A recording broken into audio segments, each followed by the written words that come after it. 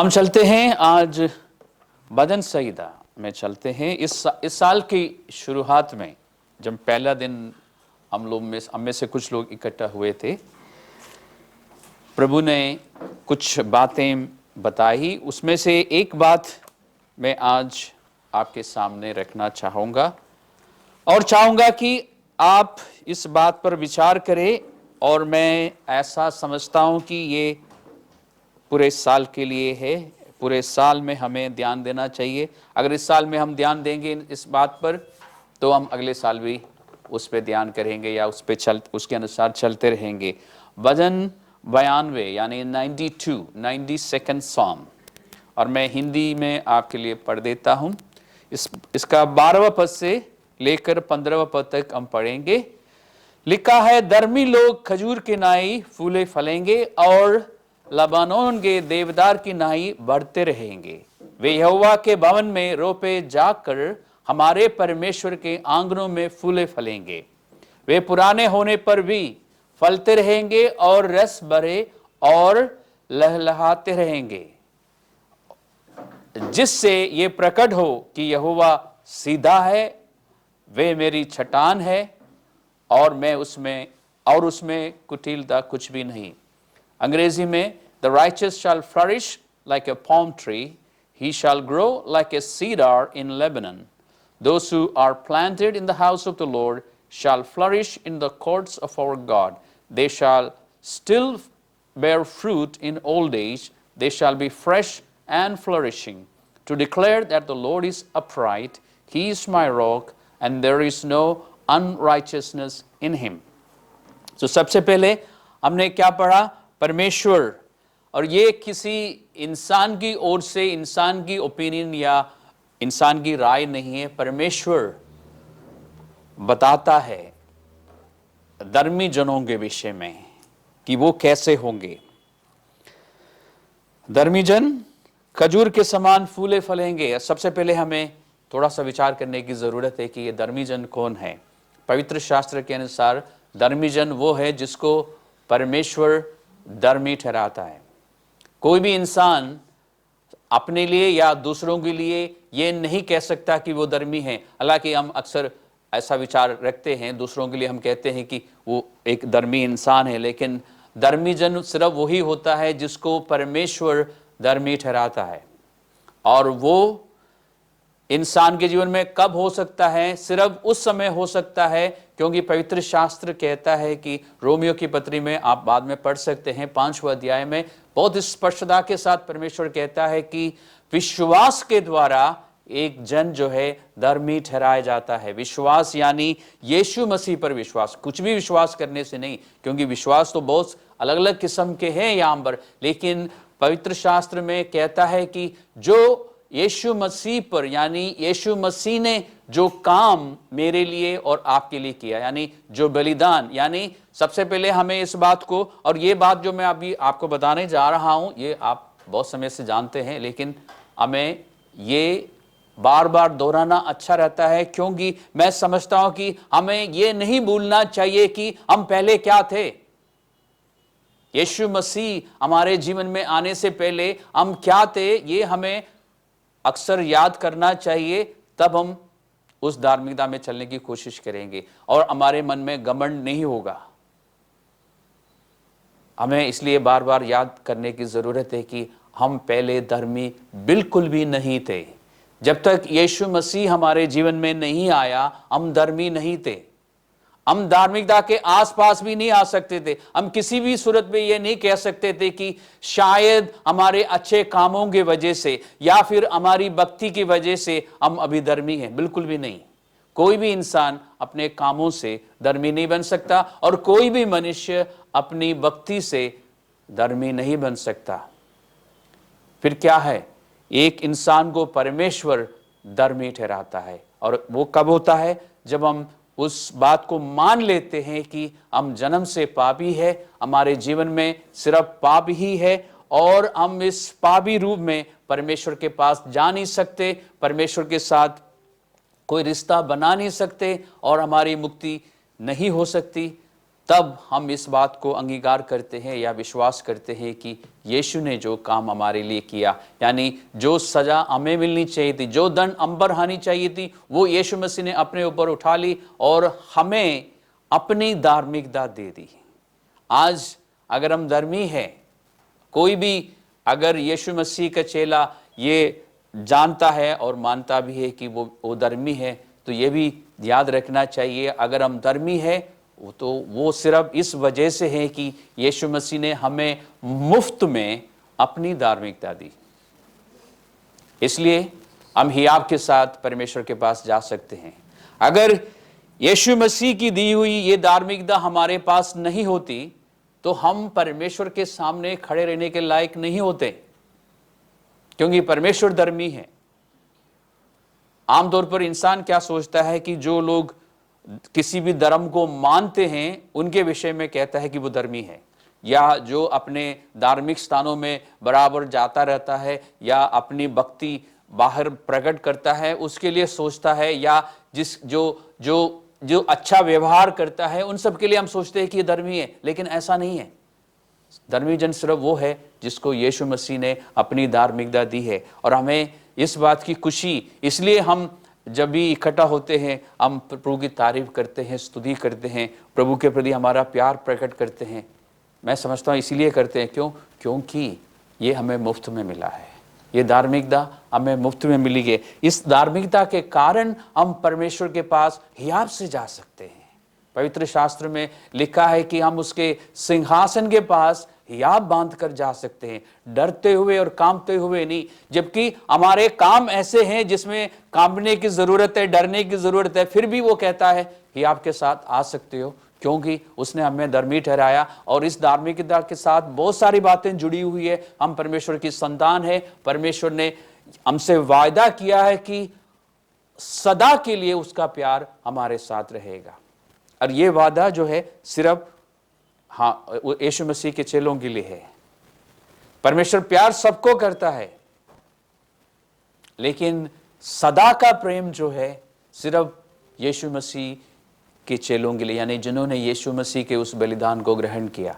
परमेश्वर प्यार सबको करता है। सबसे जिसके लिए हम कह सकते हैं ना, इस संसार का सबसे गंदा इंसान जो है, सबसे बुरा इंसान, सबसे दुष्ट जो है, उसको भी परमेश्वर प्यार करता है। लेकिन सदा का प्यार सिर्फ हमारे लिए है, यानी हम जब तक यहाँ पे जीवित है तभी परमेश्वर हमें प्यार करता रहेगा, और जब यहाँ से हम चले जाएंगे तभी परमेश्वर का प्यार हमारे लिए होगा। लेकिन जो लोग परमेश्वर के नहीं है उनके प्रति परमेश्वर का प्यार जो है, जहां तक मुझे समझ आता है, उस दिन खत्म होगा जिस दिन अंतिम न्याय होगा।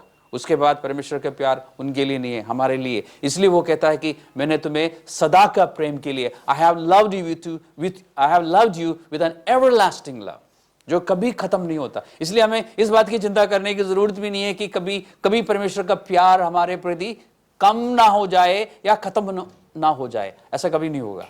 उसका प्यार हमेशा बरकरार रहेगा। इसलिए हमें क्या करना होगा?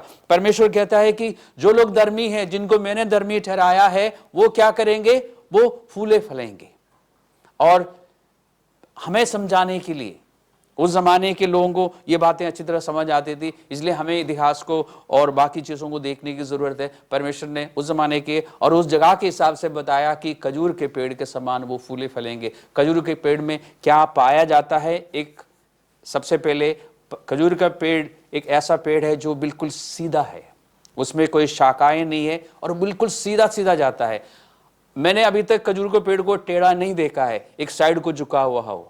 नारियल का पेड़ अगर समुद्र के किनारे में है या नदी के किनारे में है तो पानी की तरफ झुकता है, लेकिन खजूर जो है हमेशा सीधा सीधा जाता है।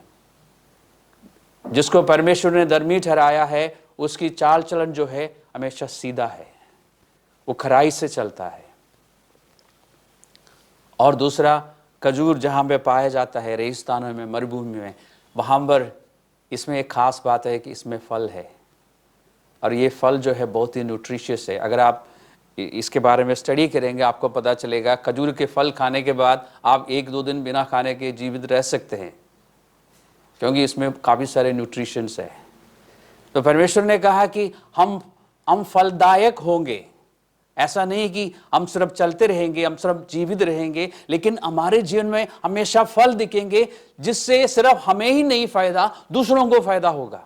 याद है परमेश्वर ने, यीशु मसीह ने कहा ना कि हम जो है, और इस साल मुझे ऐसा लगता है, इस साल की शुरुआत में मैं एक दिन प्रार्थना में था, मुझे ऐसा लगा कि इस साल परमेश्वर अपने लोगों से लेखा लेंगे।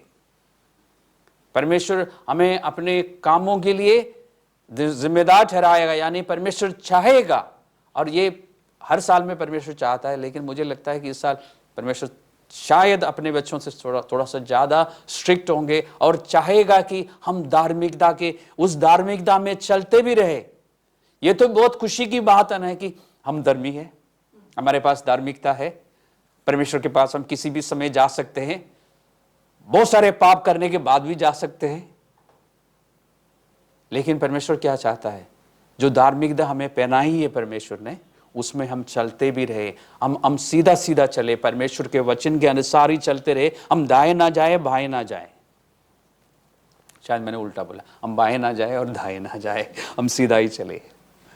लेकिन दिखने वालों को शायद सीधा दिखा होगा उनके हिसाब से ओके, तो हम लेफ्ट या राइट को ना जाए, हम सीधा सीधा परमेश्वर के वचन के अनुसार ही चलते रहें, यानी हम खराई के साथ अपने जीवन को बिताए। और ये कहां से शुरू होगा? हमारे विचारों में, हमारी बातचीत में और हमारे एक्शंस में। धार्मिकता परमेश्वर देखना चाहता है। तो एक तो खजूर के पेड़ के समान, और दूसरा क्या था? लबनोन के देवदार के समान बढ़ते रहेंगे। तो सिर्फ इतना ही नहीं कि वो पेड़ वहां पे दिखाई देगा, वो पेड़ बढ़ता जाएगा, यानी बड़ा होते जाएगा। और खजूर के पेड़ में एक और चीज मैंने पाई है कि उसमें फल लगने के बाद जब वो वजन बढ़ जाता है, तब भी वो ऊपर को बढ़ता है, वो झुकता नहीं है। जैसे बाकी पेड़ों में जब फल बहुत ज्यादा लग जाते हैं तो हम क्या कहते हैं? वो शाखा जो है झुक जाते हैं जमीन की तरफ, लेकिन खजूर का पेड़ कभी नहीं झुकता। इसलिए परमेश्वर ने कहा, और ध्यान रखना ये 2000 साल पहले, या ये तो 2000 कम से कम 3000 साल पहले की बात है। तब जब ये बातें लिखी गई थी तो उस जगह पे जहां से ये बातें हो रही है, वहां पे खजूर के पेड़ होते थे, अभी भी है, और लोगों को समझ आता था। जैसे जब वो खजूर के पेड़ को देखते थे और इस बात को पढ़ते थे तो जल्दी समझ आता था। इसलिए मैं आपको ये सारी बातें बता रहा हूँ। खजूर का पेड़ हमारे देश में भी लोग लगाते हैं, दिखाई भी देते हैं, लेकिन मुझे अभी तक कोई टेढ़ा वाला पेड़ नहीं दिखा जो खजूर का हो। पाम ट्री हमेशा ऊपर को जाता है और सीधा रहता है, और लंबे समय तक ये पेड़ जीवित रहता है। और जो देवदार के विषय में आप पढ़ रहे हैं, मैंने इस पे स्टडी किया तो पता चला है कि ये 1000 साल तक जीवित रहता है देवदार। और देवदार में खासियत यह है कि इसका लकड़ जो है यरूशलेम में जो आराधनालय हैं उसको बनाने के लिए इस्तेमाल किया था। स्पेशली सुलेमान ने अपने पैलेस के लिए, अपने महल के लिए यही देवदार के लकड़ मंगवाया था लेबनान से, क्योंकि लेबनान का सबसे मशहूर है। आज आप लेबनान जाएंगे तो बहुत ज्यादा देवदार के पेड़ आपको नहीं दिखेंगे, लेकिन उनके फ्लैग में अभी भी देवदार की तस्वीर है, क्योंकि वो अपना देश का एम्बलम जो है इसी को बना रखा है। क्योंकि ये और इसमें इस पेड़ में एक खासियत है, उस जमाने में जहाज बनाने के लिए भी इसी का लकड़ इस्तेमाल होता था। तो अगर हम धर्मी हैं, जो कि हम में से कुछ लोग कह सकते हैं कि हाँ जी हैं। क्यों कह सकते हैं? क्योंकि यीशु मसीह ने हमें दिया। और जो लोग मुझे वॉच कर रहे हैं, आप लोग भी, आप में से कुछ लोग कह सकते हैं, कुछ लोग अभी सोच में हैं, पहनूं या ना पहनूं, यीशु मसीह की धार्मिकता को एक्सेप्ट करूं या ना करूं। आप सोचते रहिए, आपको परमेश्वर सामर्थ्य देगा, समझ देगा, तब आप भी उसको एक्सेप्ट करेंगे। क्योंकि जब वो धार्मिकता हमें मिल जाती है तो हमारा जीवन बदल जाता है, तब हम धर्मी बन जाते हैं। हमारा धर्म नहीं बदलता, हम धर्मी बन जाते हैं। और परमेश्वर क्या चाहता है कि जिनको परमेश्वर ने चुना है, जिनको ये उद्धार मिला है, नया जीवन मिला है, जिनको परमेश्वर ने धर्मी ठहराया है, वो अपनी धार्मिकता में चलते रहें। और लिखा है कि परमेश्वर ऐसा चाहता है कि हम धर्मी उस धार्मिकता में चले, लेकिन उसका उपाय भी परमेश्वर बताता है। इन दोनों का उदाहरण देके फिर परमेश्वर क्या कहता है? जो धर्मी है वो कहां पर पाया जाता है? ये वे यहोवा के भवन में रोपे जाकर हमारे परमेश्वर के आंगनों में फूले फलेंगे। इसका अर्थ क्या है? इसका अगर आप इस बात पर थोड़ा सा विचार करेंगे तो आपको दिखाई देता है कि जो लोग धर्मी है, जिनको परमेश्वर ने धर्मी ठहराया है, उनको कहां पे रहना चाहिए? क्या परमेश्वर के भवन में आप 24 घंटे जाके रहेंगे? आपकी नौकरी और आपके बिजनेस और आपकी पढ़ाई वाला फिर क्या होगा? ये परमेश्वर का भवन जो आप पढ़ रहे हैं, इसका मतलब है कि आप परमेश्वर के नजदीक रहेंगे। परमेश्वर के नजदीक आप कभी भी रह सकते हैं, क्योंकि परमेश्वर ने, प्रभु यीशु मसीह ने अपना आत्मा हमें दिया है। उस आत्मा की सहायता से हम कभी भी, जब चाहे, जहां चाहे परमेश्वर से बातचीत कर सकते हैं। ये लोग परमेश्वर के नजदीक रहेंगे। परमेश्वर चाहता है कि हम परमेश्वर के नजदीक रहें, और उसके लिए एक और भी तरीका है। परमेश्वर का वचन जो हमें दे रखा है, उसके अनुसार हम चलते रहेंगे तो हम परमेश्वर के साथ रहेंगे, परमेश्वर के पास रहेंगे। ये लोग परमेश्वर के पास रहने के कारण, परमेश्वर के वचन को पकड़ के रखने के कारण अपने मन में, यानी परमेश्वर के वचन को थामे रहने के कारण, ये लोग क्या करेंगे? फूले फलेंगे। तो परमेश्वर की ओर से क्या इच्छा है हमारे लिए इस साल? अभी इस साल की बात करते हैं, आने वाले साल कैसे होगा वो 2022 में पता चलेगा। 21 में अभी कैसे होगा अभी नहीं पता हमें। इस साल की शुरुआत में प्रभु ने सिर्फ इतना बताया है कि उतार चढ़ाव होंगे, अस्थिरता होगी, लेकिन हम उसका अनुग्रह को महसूस करेंगे। उसके अनुग्रह में हम चलते रहेंगे, हमें मिलता रहेगा। लेकिन ऐसा मिलने के लिए हमें क्या करना होगा? उसकी ओर देखने की ज़रूरत है, उसके पास, उसके साथ रहने की ज़रूरत है। पवित्र शास्त्र में लिखा है ना कि नम्र लोगों को अनुग्रह मिलता है। नम्र लोग कौन है? जो परमेश्वर की ओर देखता है, जैसे खजूर के पेड़ ऊपर को जाता है। इसलिए परमेश्वर ने पेड़ों का उदाहरण दिया है। पेड़ हमेशा ऊपर को जाता है ना, नीचे को नहीं आता। तो अगर हमारा ध्यान परमेश्वर की ओर है, ऊपर, तो हम फलवंत रहेंगे और हम बढ़ते जाएंगे। और फिर पुराने होने पर भी, धीरे धीरे हम पुराने हो जाते हैं ना हम मानना नहीं चाहते, कोई बात नहीं, हम हो जाएंगे, है ना। और हम कहेंगे कि पुराने अच्छे होते हैं, है ना। पुराने होने पर भी क्या होगा? उसमें लिखा है कि हम फलते रहेंगे। हमारे ओल्ड एज में भी हमारे द्वारा दूसरों को फायदा होगा। यानी ऐसा हमारा रिटायरमेंट कभी नहीं होगा। हमारा रिटायरमेंट उस दिन होगा जिस दिन हम इस संसार को छोड़ देंगे, या फिर प्रभु बादलों में दिखाई देगा और हम सारे इकट्ठे यहां से जाएंगे, तब हम कह सकते हैं कि हमारा रिटायरमेंट हो गया यहां से। उससे पहले हम में से किसी का भी रिटायरमेंट नहीं होगा। अगर हम धर्मी हैं, अगर परमेश्वर ने हमें धर्मी ठहराया है, तो हमारा रिटायरमेंट नहीं होगा। हम फूले फलेंगे, बढ़ते जाएंगे और क्या करेंगे? पुराने होने पर भी फल निकलते रहेंगे और लोगों को उसका आनंद मिलेगा। और परमेश्वर एक और आश्वासन देता है कि वे रस भरे, यानी हमेशा वो स्वस्थ और ताजा और हरा भरा रहेंगे। विश्वास करने में थोड़ा सा दिक्कत आती है, लेकिन परमेश्वर ऐसा कहता है। तो क्यों ना हम इस बात पर विश्वास करें जो परमेश्वर हमारे लिए कहता है। हम तो है ही धर्मी, क्योंकि परमेश्वर ने हमें अपनी धार्मिकता दी है। तो हम इन बातों पर आज ध्यान करते हैं और इन बातों को हमारे जीवन में पूरे होते हुए देखेंगे। हम अपनी तरफ से कोशिश करेंगे कि परमेश्वर का वचन जितना हमें पता है आज की तारीख में, उसके अनुसार चलेंगे, चलने की कोशिश करेंगे। और जब हम गिर जाते हैं, परमेश्वर हमारी सहायता करेगा, हम उठ जाएंगे और हम चलते रहेंगे और हम इस बात पर विश्वास करेंगे, क्योंकि ये परमेश्वर ने कहा है कि हम फूले फलेंगे और रस भरे रहेंगे, यानी हमेशा ताज़ा रहेंगे, हरा भरा रहेंगे। हम कभी कमज़ोर नहीं होंगे। परमेश्वर की बातों को, परमेश्वर के वचन को पूरा करने में की बात में हम कमज़ोर नहीं होंगे। और फिर हम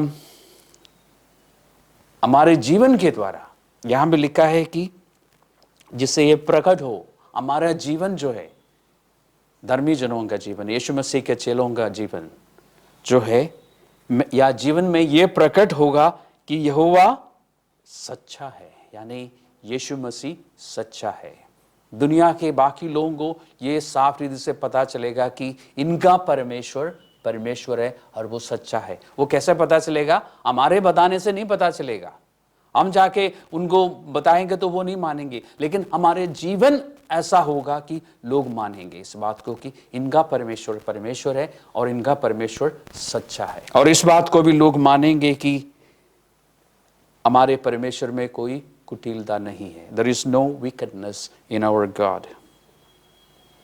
और हम इस बात को देखेंगे कि हमारा परमेश्वर जो है हमारे लिए एक चट्टान है। यानी अगर हम परमेश्वर के वचन पे खड़े हैं और उसमें चल भी रहे हैं तो हम परमेश्वर के उस अनुग्रह को बराबर पाते रहेंगे। उसकी करुणा हमेशा हम पर होगी। जैसे 2020 में हमने देखा, विपत्ति आई, संकट में से हमें गुजरना पड़ा, लेकिन परमेश्वर ने हम पर करुणा दिखाई। और इस साल परमेश्वर चाहता है कि पिछले साल को याद करते हुए, पिछले साल में जो करुणा हमने परमेश्वर से पाई, पिछले साल जो अनुग्रह हमें मिला, उसको स्मरण करते हुए इस साल हम परमेश्वर की धार्मिकता में, यानी परमेश्वर ने हमें जो धर्मी ठहराया और अपना वचन हमें दिया ताकि ये हमारे लिए हमारा मार्गदर्शन करे, इस वचन के अनुसार हम चलते रहे। और तब हम इस साल के अंत में ये गा सकेंगे कि परमेश्वर जो है, मेरा यीशु मसीह जो है मेरी चट्टान है और वो सच्चा है और उसमें कोई कुटिलता नहीं। और जितने भी लोग हमारे संपर्क में आएंगे वो इस बात को देखेंगे, मानेंगे या नहीं मानेंगे वो हम नहीं कह सकते लेकिन लोग इस बात को देखेंगे और जानेंगे कि हमारा परमेश्वर वाकई में सच्चा है। तो इस साल हम कोशिश करते हैं इस धार्मिकता में चलने में। परमेश्वर की आशीष आप लोगों के साथ रहे।